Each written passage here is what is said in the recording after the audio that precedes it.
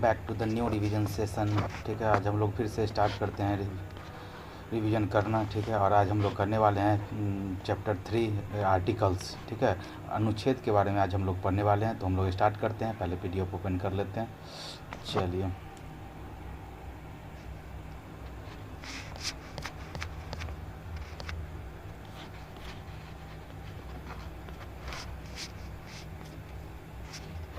बात करते हैं।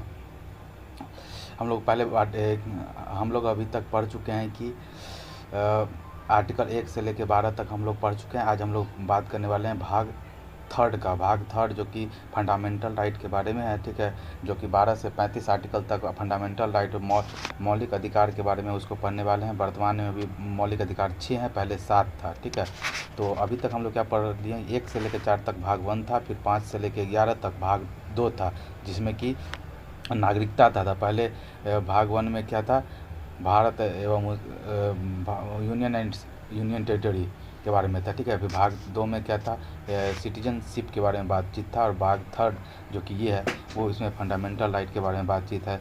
ठीक है, जो इसमें आर्टिकल 12 से लेकर 35 तक आता है। ठीक है ना, वर्तमान में 6 मौलिक अधिकार हैं। पहले कितने थे, पहले 7 था। ठीक है, तो आर्टिकल 12 क्या कहता है कि राज्य की परिभाषा है। आर्टिकल 12 क्या है, राज्य की परिभाषा है। बट आर्टिकल 13 क्या है कि संसद द्वारा बनाए गए कानून यदि मौलिक अधिकारों का हनन करता है तो न्यायालय उस कानून को न्यायिक पूर्वालोकन करके समाप्त कर देगा। माने अगर किसी को अगर इससे दिक्कत है, ठीक है ना, अगर कोई भी मौलिक अधिकार किसी एक के लिए अगर बेहतर है, दूसरे के लिए वो अल्पीकरण किया जा सकता है। यह है आर्टिकल नंबर 13। आर्टिकल 14 क्या है, विधि के समक्ष समानता।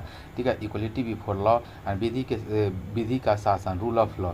ठीक है ना, एक यूएसए से लिया गया है, एक यूके से लिया गया है। ठीक है, तो विधि के समक्ष समानता ये हो जाएगा यूएसए का, और विधि का शासन है यूके का। ठीक है, बात करते हैं आर्टिकल नंबर 15(1) का, धर्म, जाति, लिंग, वंश एवं जन्म स्थान के आधार पर प्रवेश में भेदभाव नहीं किया जाएगा। आर्टिकल नंबर 15 धर्म, जाति, लिंग, वंश एवं जन्म स्थान में religion, caste, gender, race and birth place, इसके आधार पे हम लोग को किसी भी आधार पर प्रवेश में, एडमिशन में मतलब कि भेदभाव नहीं किया जाएगा। फिर 15(2) क्या है, 15(2) से लेकर 15(6) तक इसका अपवाद है। ठीक है ना, कुछ स्पेशल कैटेगरी के लिए ये इसमें इसका कुछ एक्सेप्शन भी होता है, वो आर्टिकल नंबर 15(2) से लेकर 15(6) तक।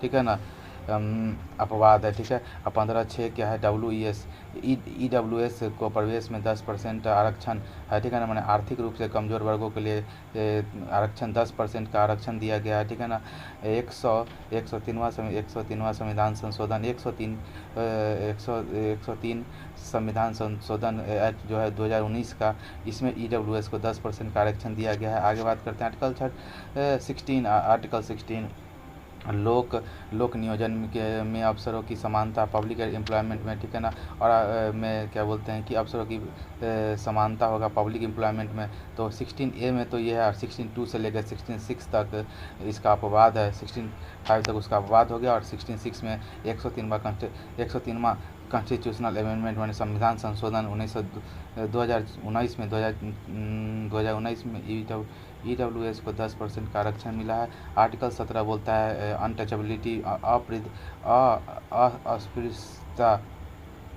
अस्पृश्यता, ठीक है ना, का अंत, माने छुआछूत का अंत आर्टिकल 17 में है। आर्टिकल 18 में उपाधियों का अंत हो जाएगा, टाइटल का अंत, इसका अपवाद है सेना और शिक्षा। आर्टिकल 91(1)A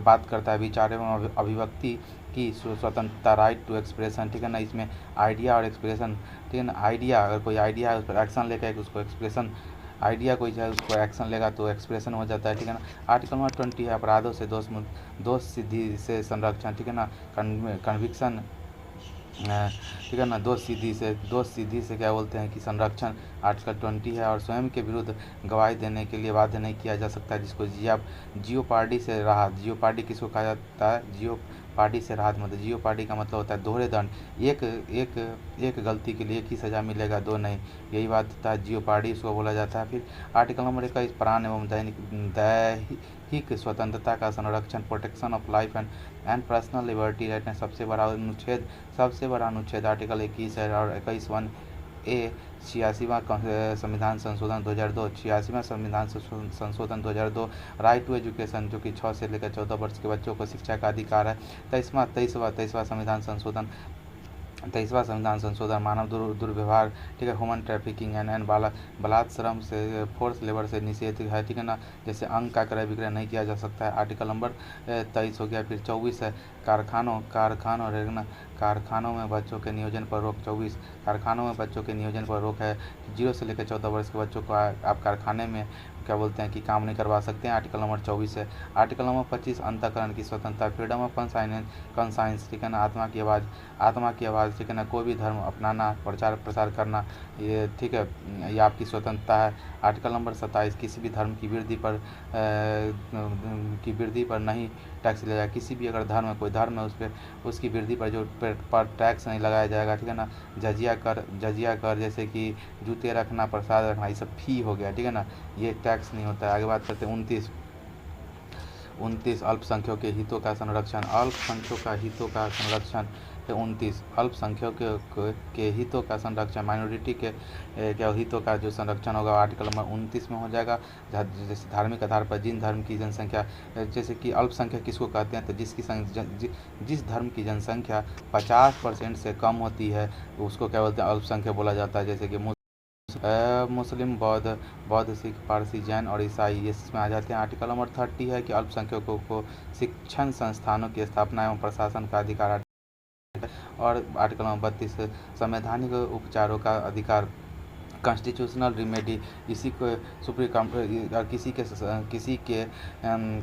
किसी के मौलिक अधिकार का हनन होता है तो सुप्रीम कोर्ट गारंटी देती है 5 प्रकार का रिट जारी करके। डॉक्टर भीमराव अम्बेडकर ने इसको संविधान का आत्मा बोला है, ठीक है।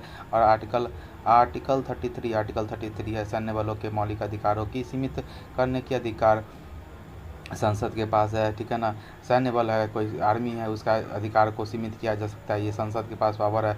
और आर्टिकल नंबर 34 कहा जाता है कि मार्शल लॉ के दौरान नागरिकों को फंडामेंटल राइट को सीमित करने का अधिकार संसद के पास है। अगर कहीं पे मार्शल लॉ लगा हुआ है तो वहाँ पर क्या बोलते हैं कि मौलिक अधिकारों का क्या बोलते हैं कि सीमित करने का अधिकार किसको हो जाएगा, संसद को हो जाएगा। तो ठीक है, तो आगे फिर से एक बार हल्का फटाफट देख लेते हैं कि क्या है।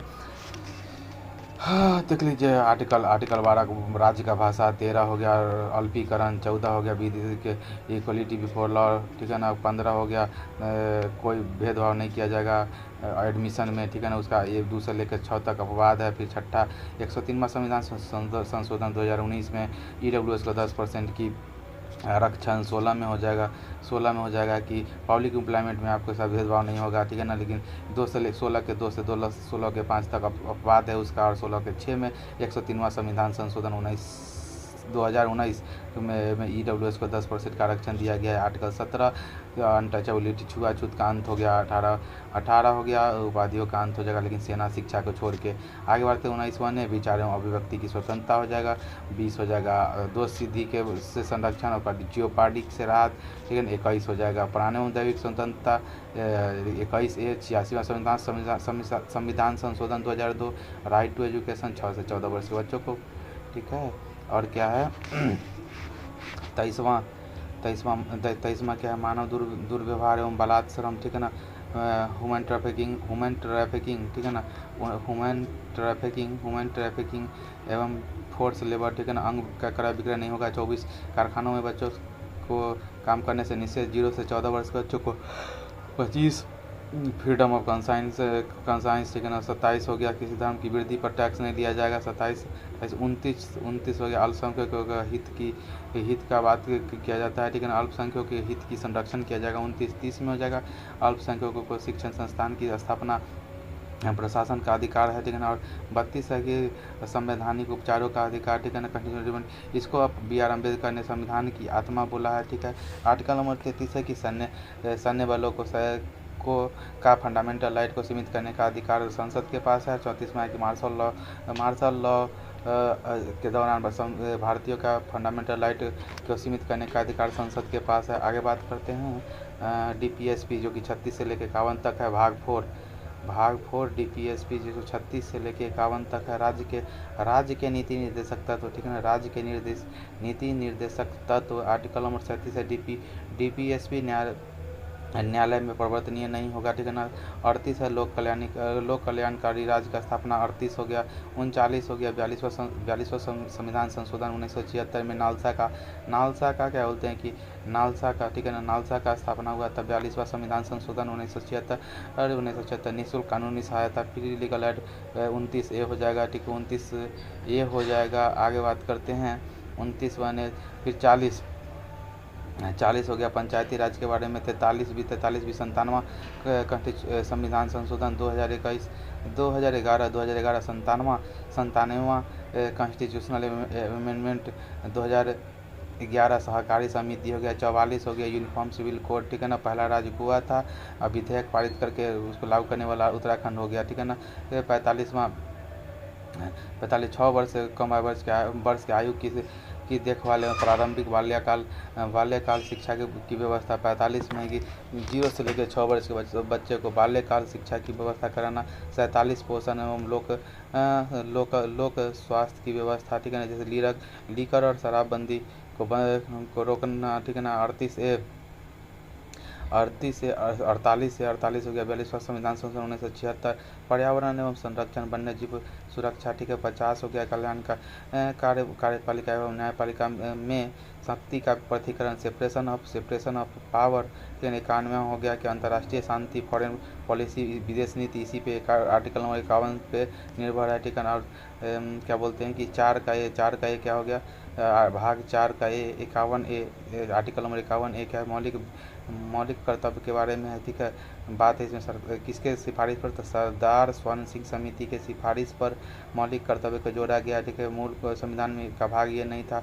42वां संविधान संशोधन 1976 में 10 फंडामेंटल राइट को जोड़ा गया और उसको 86वां संविधान संशोधन 2002 में 11th फंडामेंटल ड्यूटी को जोड़ा गया। आगे बात करते हैं संघ के बारे में, थोड़ा सा बात करते हैं। सबसे बड़ा भाग 5 है, ठीक है ना, जो कि यूनियन के बारे में बात करता है, जो कि सबसे बड़ा भाग है।